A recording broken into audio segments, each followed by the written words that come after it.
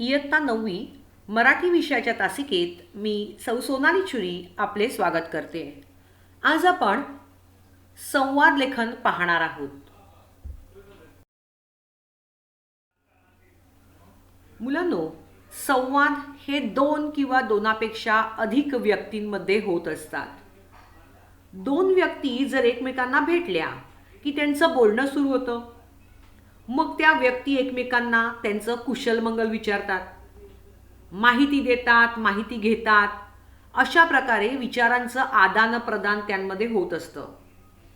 आणि त्यावेळी विषय आशयाचं कोणतंच किंवा वेळेचंही बंधन नसतं. आपल्या मनातील भावना दुसऱ्यांपर्यंत पोचवणं आणि दुसऱ्याच्या मनातल्या भावना समजून घेणं हेच कार्य संवादामध्ये सुरू असतं. या बोलण्यालाच संवाद असं म्हणतात. मुलांनो, कधीकधी विशिष्ट विषयावर विशिष्ट निर्णय घेण्यासाठी निश्चित अशा दिशेने किंवा निश्चित सूत्रानुसारही बोलणं होतं. अर्थात हा देखील संवादच आहे. हा संवादाचा दुसरा प्रकार जो आहे तो आपल्या अभ्यासक्रमामध्ये अपेक्षित आहे. आता थोड्या टिप्स देते आणि मग पुढे जाते. मुलांनो, जर आपण एखाद्या विषयाचा सर्व बाजूनी अभ्यास केला तर बोलणाऱ्या व्यक्तीचं नाव, तिचं स्थान यानुसार त्या व्यक्तीच्या किंवा त्या पात्राच्या किंवा त्या कॅरेक्टरच्या तोंडी शोभेल अशी भाषा हवी असते. उदाहरणार्थ, जर एखादं गावाकडचं पात्र किंवा कॅरेक्टर तुम्ही निवडलं विषयाला अनुसरून, तर त्या व्यक्तीच्या तोंडची भाषा ही गावरानच असली पाहिजे, गावाकडची असली पाहिजे. बरोबर?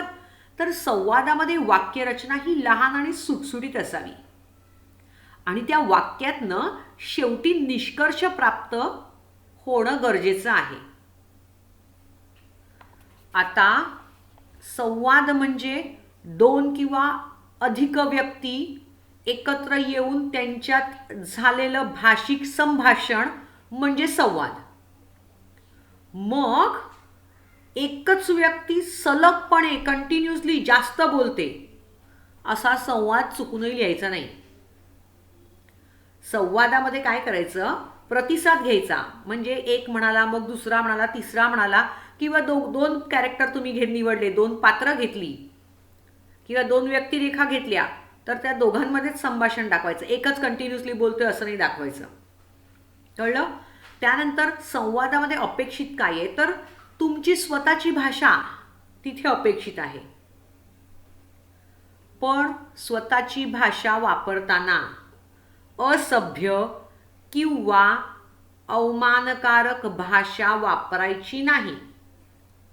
कोणाची जात, धर्म, भाषा, प्रांत यांची टिंगलटवाळी करणारी भाषा वापरायची नाही. आणि संवाद जो आहे हा खूप मोठा असा नको, त्यामुळे कंटाळा येतो. बरोबर? किंवा हो आणि नको नाही अशा प्रकारची उत्तरं सुद्धा संवादामध्ये नको आहे. आणि काही वेळेला एखादी व्यक्ती, आज ना आम्ही बाजारात गेलो होतो, तिथे मला हा भेटला, तो भेटला, आम्ही हे खाल्लं, ते प्यायलं, तर अशी पाल्हाळिक भाषा, अशी लांबलचक लावणारी भाषा अजिबातच नको. जो विषय दिला असेल ना, त्या विषयाला अनुसरूनच, त्या मुद्द्यांना अनुसरूनच तो संवाद जो आहे हा घडला पाहिजे, हे माझं मत आहे. आता आपण पाठ्यपुस्तकामध्ये पाठ्यपुस्तकाचं पान क्रमांक 73, टेक्स्टबुक पेज नंबर 73 उघडायचं आहे. त्यामधून आपण संवाद लेखन पाहत आहोत.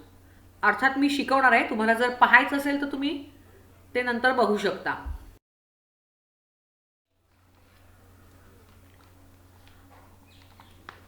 मुलांनो, संवाद लेखन हे लेखन कौशल्य जे आहे हे तुम्हाला का लिहायचं आहे? तुम्ही तर सतत बोलत असता, बरोबर? पण तुमच्या मनातले विचार इतरांचे विचार हे तुमच्याकडून बाहेर येणं, म्हणजे तुम्ही सुसंवाद साधणं, तुम्ही बोलणं, यासाठी संवाद लेखनाचा घटक तुम्हाला अभ्यासाला लावलेला आहे. संवाद कौशल्य जे आहे हे आपल्या व्यक्तिमत्वाचा एक पैलू आहे, प्रभावी पैलू आहे. आता प्रत्येकाची भाषा छान असते असं नाही, प्रत्येकाला छान बोलता येतं असं नाही, पण बऱ्याच वेळेला चांगल्या वाचनातून, चांगल्या ऐकण्यातून आपण छानपणे लिहू शकतो. आणि जे आपण लिहित असतो स्वतःहून, स्वतःच्या मनाने, त्यातून आपलं व्यक्तिमत्व कसं आहे हे समोरच्याला दिसत असतं. त्यानंतर ज्यांना छानपणे बोलता येतं, दुसऱ्यांशी संवाद छानपणे साधता येतो, अशा ज्या व्यक्ती असतात ना, त्या त्यांच्या कार्यक्षेत्रामध्ये स्वतःचं वेगळेपण सिद्ध करत असतात. बघा, एखादा वर्गातला बोलघेवडा मुलगा असेल, म्हणजे खूप बोलणारा असा मुलगा असेल, त्याचे सगळ्यांची रिलेशन चांगले असतात, तो खूप छान मनमोकळेप्रमाणे सगळ्यांशी बोलत असतो. त्या उलट कमी बोलणारी व्यक्ती, बरोबर आहे, जी बोलणारी व्यक्ती असते, बडबडी व्यक्ती असते, छान संवाद साधणारी व्यक्ती असते, त्यांचं वर्गातल्या बऱ्याच विद्यार्थ्यांशी छान जमत असतं, एकमेकांशी विचारांचे आदान प्रदान घडत असतं त्यांच्यामार्फत, ते सगळ्यांशी बोलत आणि सगळे त्यांचे मित्र असतात, मैत्रिणी असतात, बरोबर आहे. मग अशातनं व्यक्ती घडत असते आणि त्या व्यक्तीचं वेगळेपण, आणि मग जेव्हा तुम्ही मित्रमैत्रिणींमध्ये संवाद साधत असता तेव्हा तुमच्यामध्ये कॉन्फिडन्स निर्माण होतो. आणि मग एलोकेशन कॉम्पिटिशन असू दे, एसे रायटिंग कॉम्पिटिशन असू दे, तर अशासारख्या स्पर्धांमध्ये तुम्ही स्वतःहून भाग घेता. नाहीतर मग बऱ्याचदा मस्काला लागतो, अरे तुझं लेखन छान आहे, लिही ना लिही ना, तू छान बोलतोस, अरे घे ना घे ना.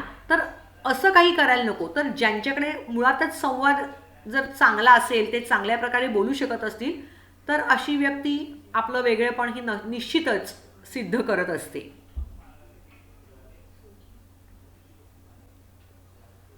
आता संवाद किंवा संभाषण म्हणजेच काय, तर संवाद आणि संभाषण हे एकच आहे. एखादा विषय दिला असेल तर त्या विषयावर प्रत्येकाचं आपलं मत असतं. मला काय वाटतं ते वेगळं असतं, तुम्हाला वाटेल ते वेगळं असतं. मग ही मतमतांतरं आणि त्या विषयावर केलेली चर्चा असेल, बोलणं असेल किंवा साधलेला संवाद असेल, तर त्या विषयाला अनुसरून सुसंगतपणे जे बोलतो त्याला संभाषण किंवा संवाद असं म्हणतात.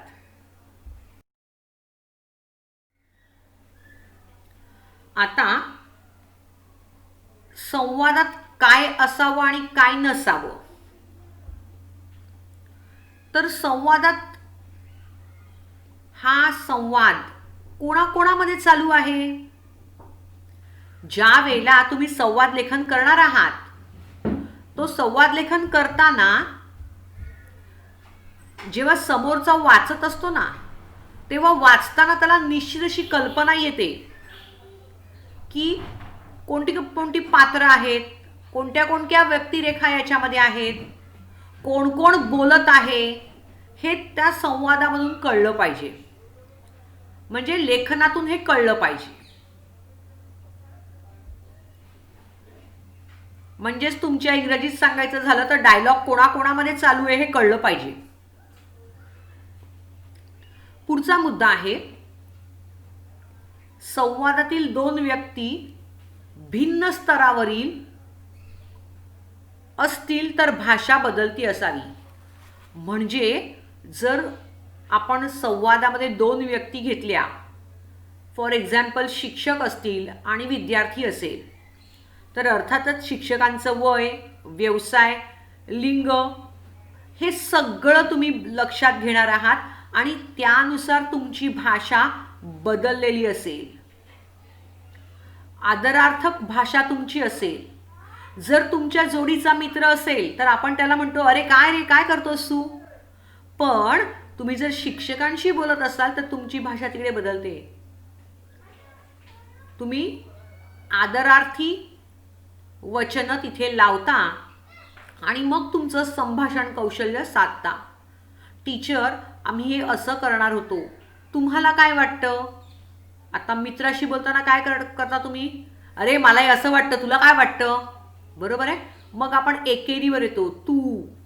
आणि ज्यावेळी वयाचा मामला मध्ये येतो त्यावेळेला तुम्ही. बरोबर. मग किंवा शिक्षक विद्यार्थी नसतील किंवा अजून कुठला तरी अजून काही एखादा विषय असेल वेगळा, बाजारात जाता तर मग भाजीवाल्याला भाजी असेल, भाजीवाली असेल आणि तुम्ही असता, तेव्हा काय ग ताजी आहे ना वगैरे तिच्या व्यवसायाला अनुसरून तुम्ही विचारता. बरोबर. किंवा सामाजिक आणि सांस्कृतिक पार्श्वभूमी जी आहे ती तुम्ही लक्षात घेता आणि त्यानुसार तुमची भाषा जी असते ही भाषा बदलती असली पाहिजे. बरोबर आहे.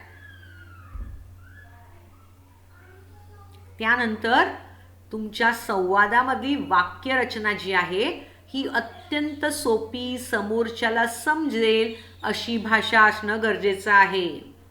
जर तुम्ही भाजी घ्यायला गेलात आणि तुम्ही तिला इंग्लिशमध्ये काय भाजीवालीला विचारलं तर निश्चितच तिला तुमची भाषा कळणार नाही. बरोबर आहे. आणि म्हणून तुम्ही काय करता, ती भाषा सोपी, सुटसुटीत आणि अनौपचारिकपणे ती भाषा असली पाहिजे. बरोबर. औपचारिक आणि अनौपचारिक तुम्हाला माहिती आहे. औपचारिक म्हणजे काहीतरी मेंटेन केलं पाहिजे आणि त्यानुसार तुम्ही ते वागत असता. हां. तर इथला कुठलाही प्रकारचा उपचार न तुमच्या बोलण्यामध्ये असता तुम्ही छान सुटसुटीतपणे हे लेखन करणं गरजेचं आहे. त्यानंतर जेव्हा तुम्ही संवाद संपवता, संवाद लेखन करून झाल्यानंतर जेव्हा शेवटी येता, त्या शेवटी आल्यानंतर संवादाचा शेवट करताना म्हणजे समारोप करताना तो व्यवस्थितपणे तिथे विषय संपवला गेला पाहिजे.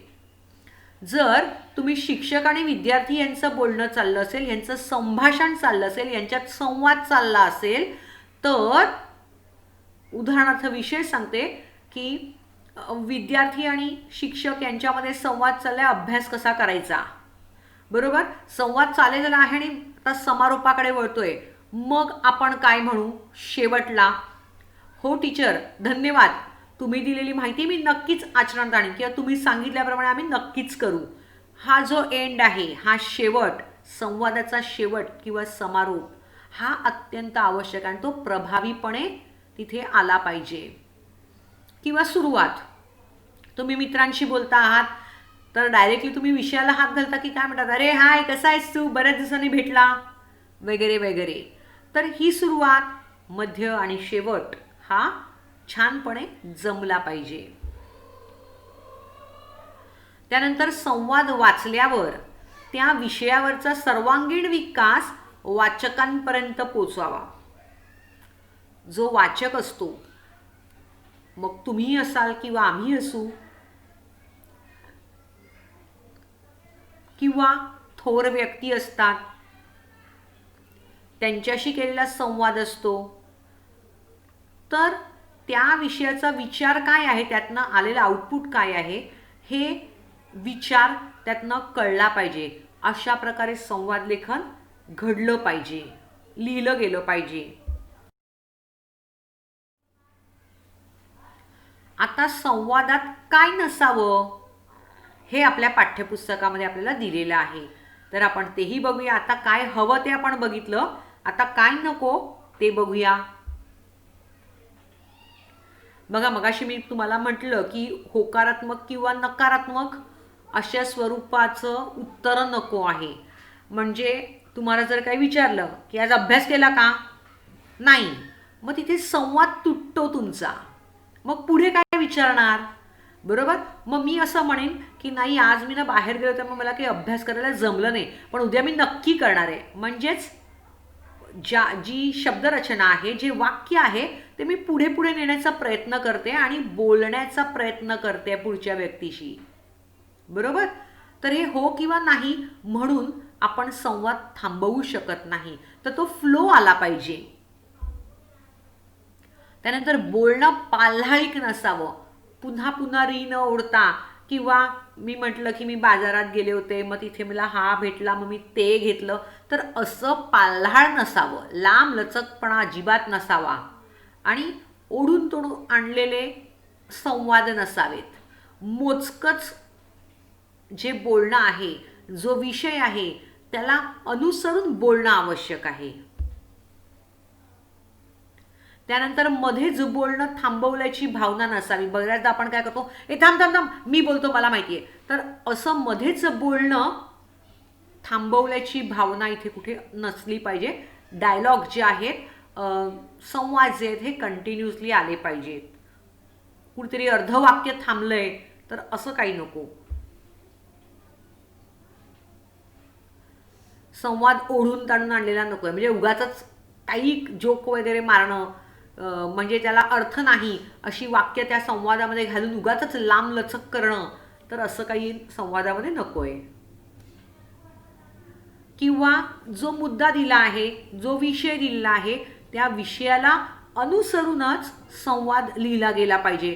नाहीतर बऱ्याचदा काय तो विषय काहीतरी वेगळा दिला आणि आपण भरकटत जातो आणि मग विषयाला अनुसरून संवाद होत नाही. तर असा विषयाला सोडून भरकटणारा संवाद लिहिता कामा नये.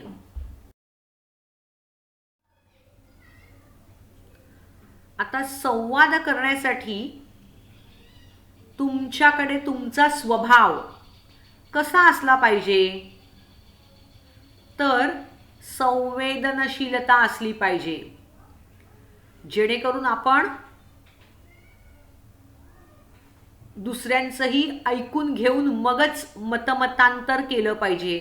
मित्राला दुखलं तर अरे वा काय छान भारी तू पडलास, असं न करता संवेदनशील मन असलं पाहिजे. तो पडला असेल तर अरे बापरे लागलंय का, कुठे लागलंय तुला, याची चौकशी झाली पाहिजे. तर हे असं संवेदनशील मन असणं, स्वभाव असणं गरजेचं आहे संवाद लेखन करताना.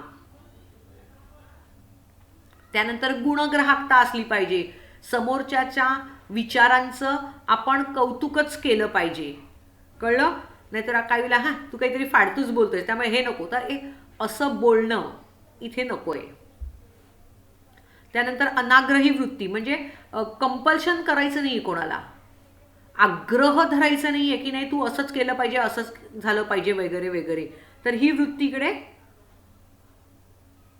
अनाग्रही वृत्ती असावी. त्यानंतर विवेकशीलता असली पाहिजे. दुसऱ्यांच्या मताचा आदर केला पाहिजे. त्यानंतर जे काही खरं आहे ते त्यात मांडण्याचा प्रयत्न केला पाहिजे. भावनिकता असणं गरजेचं आहे. म्हणजे जर समोरच्याचं मन राखून जर आपण लेखन केलं संवाद, तर तो अतिशय चांगला होतो. टीका टिप्पणी करता कामा नये. विश्वासार्हता असली पाहिजे. विश्वास ठेवून संवाद लेखन करणं गरजेचं आहे. त्यानंतर स्वागतशील रसिकवृत्ती. समोरचा जर एखादा मित्र किंवा अजून कोणी आपल्याला काहीतरी माहिती देतोय तर त्या माहितीचं आपण स्वागत केलं पाहिजे. तर आपण कसं आपलेच घोडी नाचवत असतो की नाही नाही हे असंच झालं पाहिजे, ते तसंच झालं पाहिजे वगैरे, मग आपण समोरच्याला किंमत देत नाही. तर हे सगळं टाळलं पाहिजे. पाठ्यपुस्तकामध्ये एक विषय दिलेला आहे, त्याची नमुनाकृती मी इकडे तुम्हाला दाखवत आहे, ती आपण पाहूया.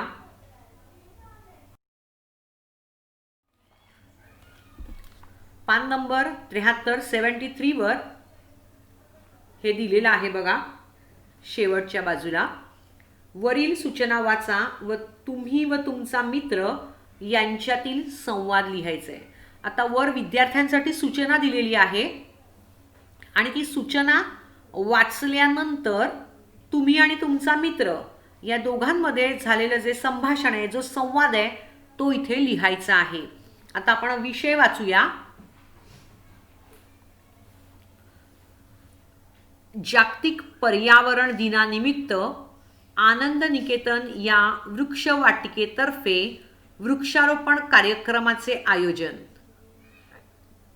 इच्छुक विद्यार्थ्यांनी 25 एप्रिलपर्यंत वर्ग शिक्षकांकडे आपली नावे नोंदवावीत व 5 जूनला सकाळी 7:30 वाजता शाळेत जमावे. आता टीप दिलेली आहे. येताना उन्हाळी सुट्टीत जमवलेल्या फळबिया सोबत आणाव्यात. आता ही सूचना मी तुम्हाला सांगते काय आहे. तर जागतिक पर्यावरण दिनानिमित्त आनंद निकेतन नावाची एक वृक्षवाटिका आहे. वृक्षवाटिका म्हणजे काय? नर्सरी. त्याला मराठीमध्ये वृक्षवाटिका असं म्हणतात. तर त्या वृक्षवाटिकेचं नाव दिलेलं आहे आनंद निकेतन. यांनी काय केलंय तर जागतिक पर्यावरण दिन आहे त्या निमित्तानं ह्या कार्यक्रमाचं आयोजन केलेलं आहे. कसला कार्यक्रम आहे? वृक्षारोपणाचा कार्यक्रम. आता त्यांनी सूचना काय दिली आहे? इच्छुक विद्यार्थ्यांनी, इच्छुक म्हणजे सर्वांना दिलंय का? नाही. तर ज्या मुलांना इंटरेस्ट आहे याच्यामध्ये अशाच विद्यार्थ्यांनी 25 एप्रिलपर्यंत वर्ग शिक्षकांकडे म्हणजे आपल्या क्लास टीचरकडे आपली नावं नोंदवावीत. कारण का किती विद्यार्थी येणार आहेत त्यानुसार झाडं किती आणणार तर ह्याचं सगळं आयोजन आणि नियोजन त्या आनंद निकेतन वृक्षवाटिकेतील आयोजकांना करायचं आहे. आणि म्हणून त्यांनी आगाऊ विद्यार्थी संख्या किती आहे ते पाहण्यासाठी तुमच्या वर्ग शिक्षकांकडे मुलांना नावं द्यायला सांगितलेली आहेत. आणि मग त्यांनी काय सांगितलं? कार्यक्रम कधी आहे तर 5 जूनला. तर हा कार्यक्रमासाठी सकाळी 7:30 वाजता 5 जूनला शाळेमध्ये जमायचं आहे. आता त्यांनी इकडे एक टीप दिलेली आहे. काय टीप दिली आहे? मुलांना बघा, सगळ्यात पहिल्यांदा 25 एप्रिलपर्यंत वर्ग शिक्षकांकडे नावं द्यायची असं म्हटलेलं आहे. आणि हे कधी आहे? कार्यक्रमाचं आयोजन 5 जूनला. म्हणजे एप्रिल मे असा 1.5-2 महिन्याचा कालावधी तुमच्या हातात आहे. मग त्यांनी टीप देताना काय सांगितलंय? येताना उन्हाळी सुट्टीत जमवलेल्या फळबिया सोबत आणाव्यात. फळबिया म्हणजेच काय? तुम्ही जी फळं खाता एप्रिल मे मध्ये, तर ह्या फळांच्या बिया ज्या तुम्ही फेकून देतात, कचऱ्यामध्ये टाकतात, तर त्या बिया काय करायच्या? जमवायच्या आहेत. आणि त्या जमवून सोबत 5 जूनच्या कार्यक्रमाला तुम्ही जेव्हा येणार तेव्हा त्या तुमच्यासोबत तुम्ही घेऊन यायच्या आहेत. बरोबर? तर अशा प्रकारे ही सूचना दिलेली आहे. आता विद्यार्थ्यांमध्ये झालेला संवाद काय आहे तो सुद्धा तुमच्या पाठ्यपुस्तकामध्ये दिलेला आहे. त्याचं आपण वाचन करूया. बघा, संवाद 2 विद्यार्थ्यांमध्ये झालेला आहे. वरती एक छोटासा चार्ट काढून दिलेला आहे. एक मित्र राजू, दुसरा मित्र संजू. म्हणजेच हे संभाषण 2 मित्रांमध्ये झालेलं आहे. एकाचं नाव आहे राजू आणि दुसऱ्याचं नाव आहे संजू. मुलांनो, ज्या वेळेला तुम्ही संवाद लेखन कराल त्यावेळेला असा चार्ट बनवणं शक्य नसेल तर सरळ संवाद लेखनाची सूचना लिहिल्यानंतर खालच्या बाजूला कंसामध्ये ब्रॅकेटमध्ये तुम्हाला हे सगळं लिहायचं आहे, कॅरेक्टरची नावं वगैरे वगैरे. ओके? आणि मग तुम्ही संवाद लेखनाला सुरुवात करणार आहात. चला तर मग बघूया काय संवाद घडलाय. राजू. आता राजू काय म्हणतोय? आपल्या फळ्यावरची सूचना वाचली का? आता हे तू कोणाला बोलतोय तर दुसरा मित्राला बोलतोय. दुसरा मित्राचं नाव काय आहे? संजू. आता संजू त्याला उत्तर देतोय, हो वाचली ना मी, आणि त्या हो वाचली ना, आणि मी त्या कार्यक्रमाला जाणार आहे. मी नावही दिलंय. अरे तू येतोस ना? आता संजू काय म्हणतोय की हो. आता बघा, इथे राजू आणि संजू ह्यांचा जो पहिला संवाद झालेला आहे आपल्यावर फळ्यावरची सूचना वाचली का? तर संजूने हो असं म्हटलंय. पण नुसतं हो म्हणून त्याने विषय सोडलेला नाहीये. मगाशी आपल्याला काय सांगितलं होतं? संवाद लेखन करताना केवळ हो नाही असे संवाद लिहू नका. मग ह्यांनी वाक्य पूर्ण केलंय बघा कसं ते. हो, इथे वाक्य संपवलेलं नाहीये तर पुढे कंटिन्यू केलंय. हो वाचली ना आणि मी त्या कार्यक्रमालाच जाणार आहे.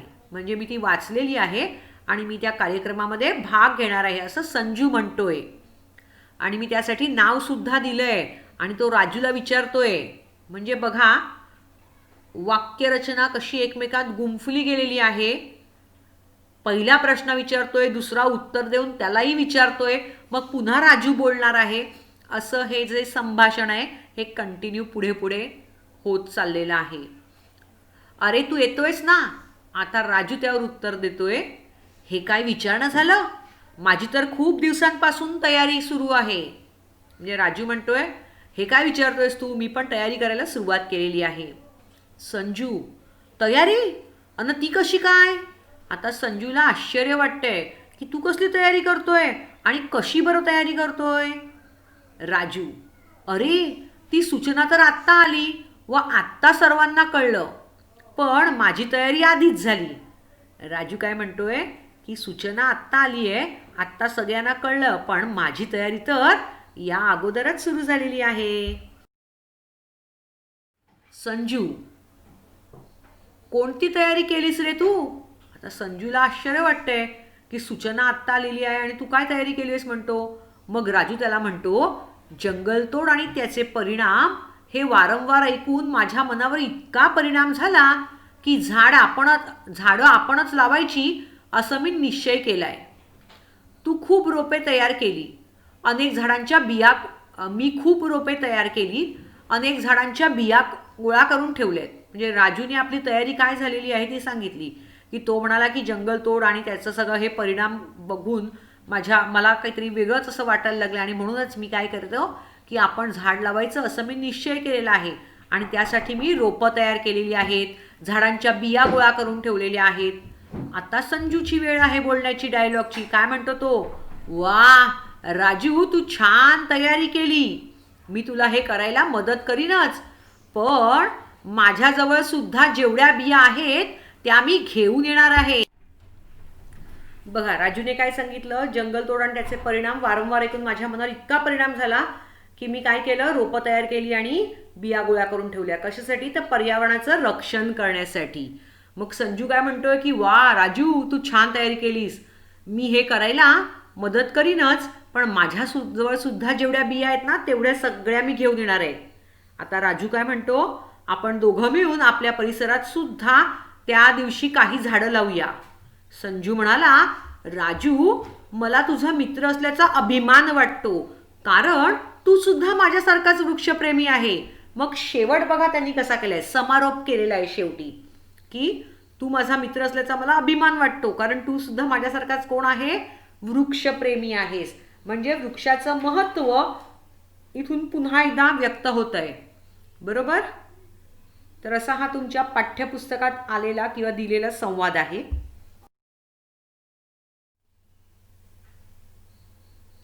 नाव इट्स युअर टाइम. आता तुमची वेळ आहे. चला पाहूया तुमचा विषय.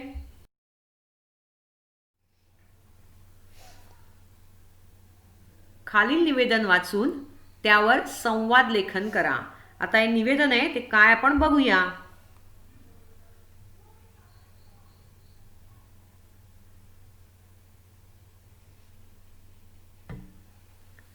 बघा विषय आहे, चला करूया ग्लोबल वॉर्मिंग पासून सुटका. म्हणजे आपण सगळ्यांनी मिळून ग्लोबल वॉर्मिंग पासून काय करूया, आपल्या देशाला आणि जगाला आपण सोडवण्यासाठी मदत करूया. प्रदूषण मुक्त दिन.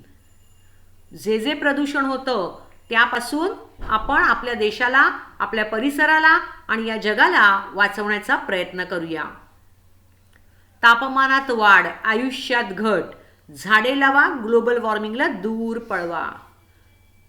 म्हणजेच पृथ्वीच्या तापमानामध्ये, टेम्परेचरमध्ये वाढ झालेली आहे आणि याचा परिणाम काय झालेला आहे, तर लोकांच्या आयुष्यावर झालेला आहे. लोकांची आयुमर्यादा जी आहे ही घट म्हणजे कमी होत चाललेली आहे. बघा, पूर्वीची माणसं 90 वर्ष वगैरे जगत असत, बरोबर.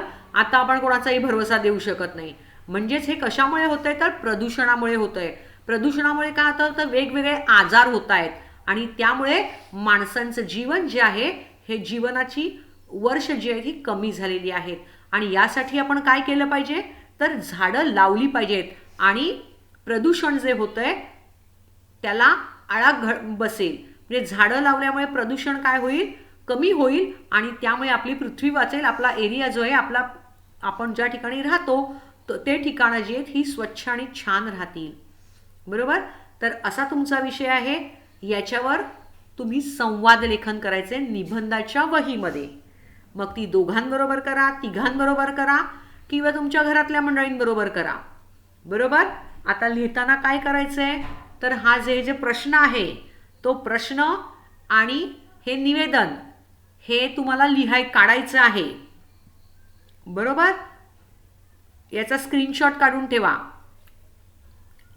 आणि त्याच्या खालती किंवा त्याच्या पुढच्या पानावर तुम्हाला संवाद लेखन करायचंय.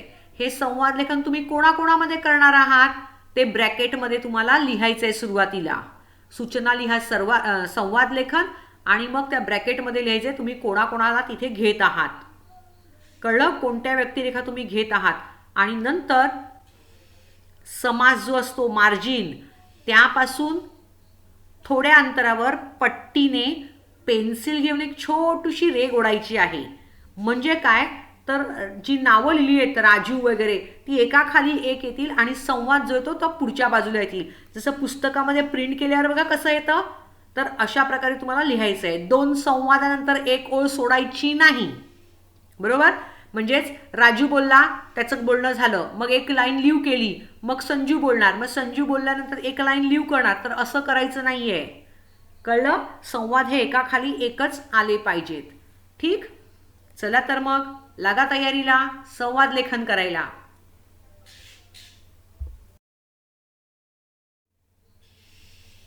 थँक्यू.